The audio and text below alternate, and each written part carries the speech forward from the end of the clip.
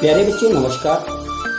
हम हर रविवार की तरह इस रविवार भी दिनांक 17/10/2021 को आप लोगों के लिए फिर से एक नई कहानी लेकर के उपस्थित हैं। आज की कहानी मंजू गुप्ता जी के द्वारा रचित है और इस कहानी के चित्र बनाए हैं अजंता गुहा ठाकुर साहब ने। यह कहानी रूम टू रीड इंडिया से प्रकाशित है। इस कहानी को आप बड़े लगन और तत्परता के साथ देखिए, सुनिए और पूरी कहानी सुनिए ताकि मज़े आएंगे और बहुत ही यह कहानी इंटरेस्टेड होने वाली है। तो मेरा आप सबसे निवेदन है कि इस कहानी को बढ़िया सुने, देखें और पसंद आने पर इसे लाइक और शेयर करें ताकि अन्य बच्चों को भी इसका लाभ मिल सके।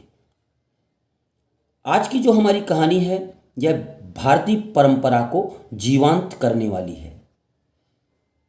यह कहानी भारतीय पगड़ियाँ की विशेषता बताने के लिए, आप लोगों को समझाने के लिए तैयार की गई है। भारत में विभिन्न प्रकार की पगड़ियाँ पहनी जाती हैं और कौन सी पगड़ी किस राज्य की शोभा होती है इसे बताने का प्रयास किया गया है। यह कहानी बहुत ही इंटरेस्टेड है। तो इस कहानी में देखते हैं कि यह भारत में पहने जाने वाली विभिन्न प्रकार की पगड़ियों में से कुछ का अनौपचारिक विवरण है।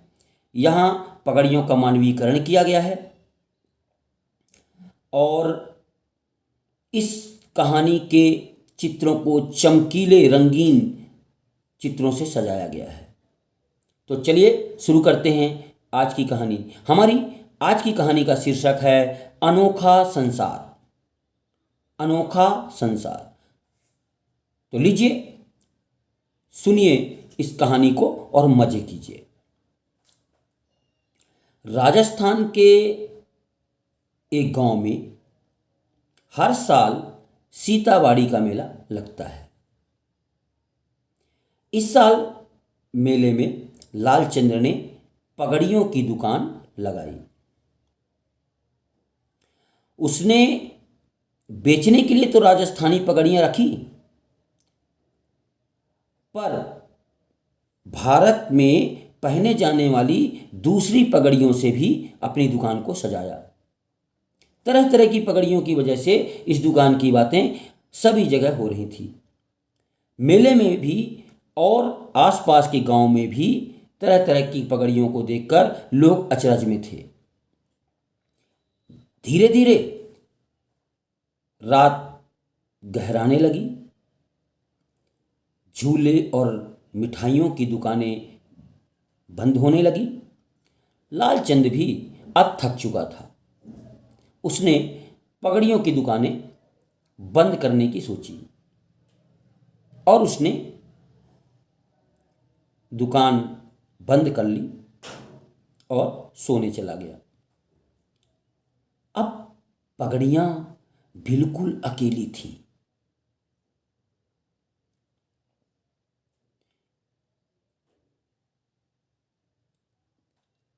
तो चल पड़ा आपस में परिचय का दौर। आपस में परिचय का दौर। राजस्थानी पगड़ी ने कहा, रंगों से भरी मैं फर फर उड़ी मैं, राजाओं की आन रही हूं और सभी की शान रही हूं। पंजाब की पगड़ी ने नाचते हुए कहा, बल्ले बल्ले बल्ले बल्ले, सरदार की पगड़ी मतवाली, सरदार की पगड़ी मतवाली, भगड़ा मेरे बिना है खाली, सरदार की पगड़ी मतवाली, सरदार की पगड़ी मतवाली, भंगड़ा है मेरे बिन खाली, भंगड़ा है मेरे बिन खाली। अब सबसे अलग दिख रही सुंदर रसीली सजीली पगड़ी की बारी थी। उसने कहा, मैं हूँ दूल्हे की पगड़ी, मुझे न समझो अगली पगली। मैं हूँ दूल्हे की पगड़ी, मुझे न समझो अगली पगली। मैं दूल्हे की शान हूँ, मैं दूल्हे की शान हूँ, और बारात की जान हूँ, और बारात की जान हूँ। 9 हाथ मेरी लंबाई, खेती हरों की शान बढ़ाई। पहने मुझे देश भर के किसान, बढ़ा देती हूँ सबकी शान, बढ़ा देती हूँ सबकी शान। सभी पगड़ियाँ उसकी लंबाई देखकर आंखें फाड़ फाड़ कर उसे देखती रह गईं। अब आखिरी पगड़ी, जो बड़ी देर से टुकुर टुकुर सबको देख रही थी, वह मुस्कुराई और बोली, मोटा मोटा मेरा सेठ, तोंद निकाल कर जाता लेट। मोटा मोटा मेरा सेठ, तोंद निकाल कर जाता लेट। पहचाने हैं मुझे सभी, मैं हूँ मारवाड़ी की पगड़ी। पहचाने हैं सभी मुझे, मैं हूँ मारवाड़ी की पगड़ी। अभी रात बीत चुकी थी, पर पगड़ियाँ अभी भी अपनी बातों में इतनी मस्त थीं कि उन्हें समय बीतने का आभास ही नहीं हो रहा था।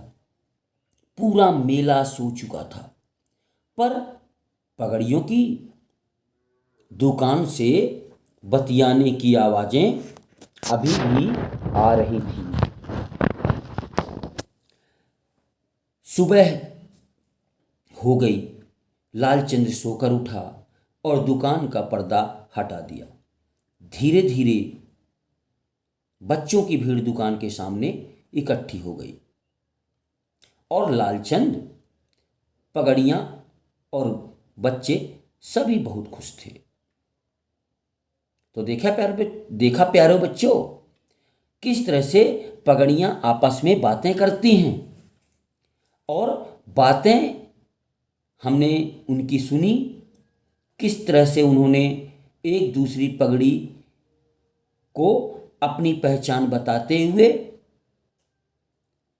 अपनी बात रखी। तो प्यारे बच्चों, कैसी लगी ये कहानी? आशा करता हूँ यह कहानी बहुत ही अच्छी लगी होगी आप लोगों को। तो अब थोड़ा सा अभ्यास करने के लिए हम आप लोगों के लिए कुछ प्रश्न इन्हीं में से देते हैं। इनके प्रश्नों के उत्तर आप हमें अपने व्हाट्सएप के माध्यम से हमें भेजें, और या कि फिर जो बच्चे विद्यालय आते हैं, विद्यालय में हमें दिखाएंगे। हमारा आप लोगों के इंटरेस्ट को जानने के लिए एक प्रश्न है। बच्चों, ये बताओ आप, क्या आपको भी मेले में जाना पसंद है? अगर हाँ, तो बताओ आपको मेले में कौन कौन सी दुकानों पर जाना सबसे ज़्यादा अच्छा लगता है? बच्चों, आपसे ही पूछा जा रहा है इन प्रश्नों के उत्तर, तो आप लोग इनको बताइए कि आपको कौन सा मेला में जाना अच्छा लगता है और मेले में कौन सी दुकानों में जाना अच्छा लगता है। हमारा दूसरा प्रश्न है कि किसान की पगड़ी की बात सुन के सभी पगड़ियाँ उसकी लंबाई देखकर आंखें फाड़ फाड़ कर उसे देखती रह गईं।